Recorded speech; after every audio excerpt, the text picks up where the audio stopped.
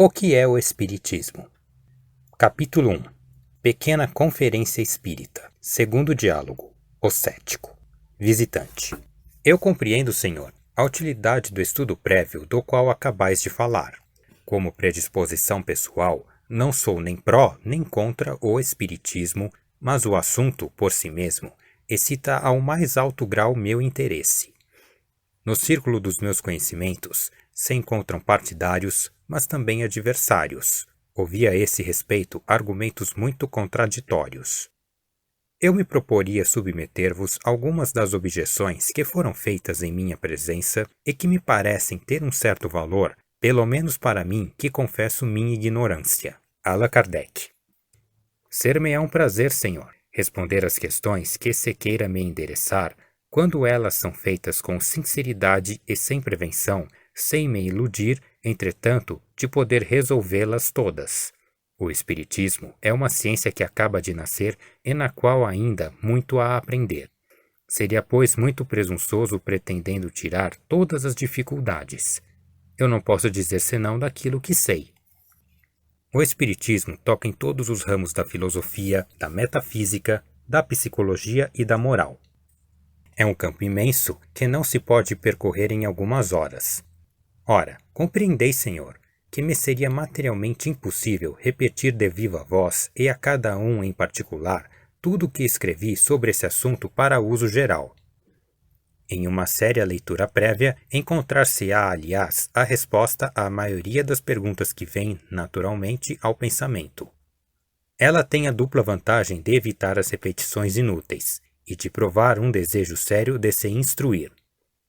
Se depois disso ainda restarem dúvida ou pontos obscuros, a sua explicação torna-se mais fácil porque se apoia sobre alguma coisa e não se perde tempo em retornar sobre os princípios mais elementares. Se o permitirdes, nós nos limitaremos, pois até nova ordem há algumas questões gerais. Visitante. Seja, eu vos peço me chamar à ordem se delas me afastar. Espiritismo e espiritualismo.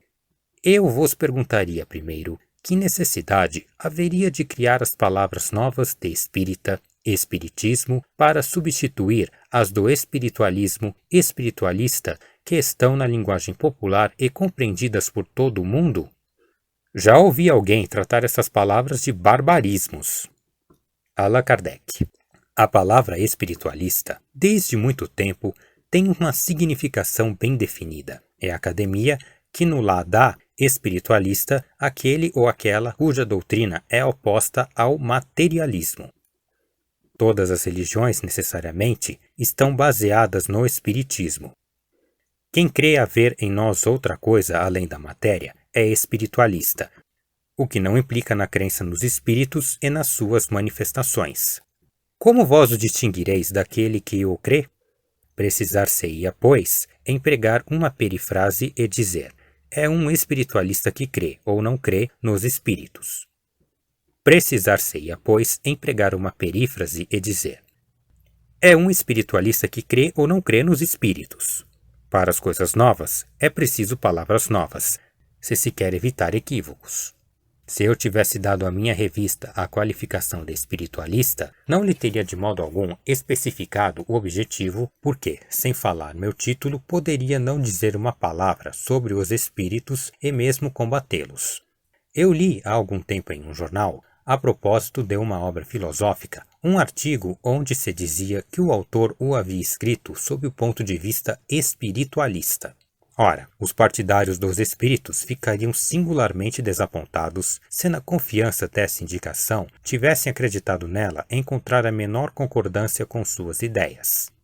Portanto, se adotei as palavras espírita e espiritismo, é porque elas exprimem sem equívoco as ideias relativas aos espíritos.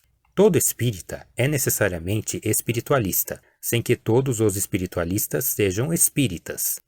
Fossem os espíritos uma quimera, e seria ainda útil existirem termos especiais para aquilo que lhes concerne, porque são necessariamente palavras para as ideias falsas como para as ideias verdadeiras.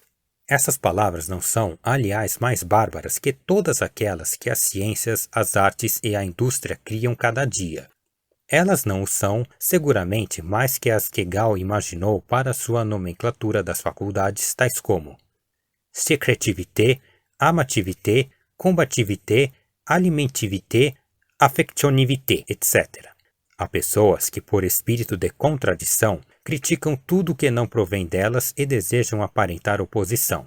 Aqueles que levantam tão miseráveis contestações capciosas não provam senão uma coisa: a pequenez de suas ideias. Prender-se a semelhantes bagatelas é provar que se tem pouco de boas razões. Espiritualismo, espiritualista são as palavras inglesas empregadas nos Estados Unidos desde o início das manifestações. Delas se serviu primeiro por algum tempo na França. Mas depois que apareceram as palavras espírita e espiritismo, compreendeu-se tão bem sua utilidade que foram imediatamente aceitas pelo público. Hoje, o uso delas é de tal modo consagrado que os próprios adversários, os que primeiro as apregoaram de barbarismo, não empregam outras. Os sermões e as pastorais que fulminam contra o espiritismo e os espíritas não poderiam, sem confundir as ideias, lançar anátema sobre o espiritualismo e os espiritualistas. Bárbaras ou não, essas palavras doravante passaram para a linguagem popular e em todas as línguas da Europa. Só elas não empregadas em todas as publicações pró ou contra feitas em todos os países. Elas formaram o sustentáculo da nomenclatura da nova ciência.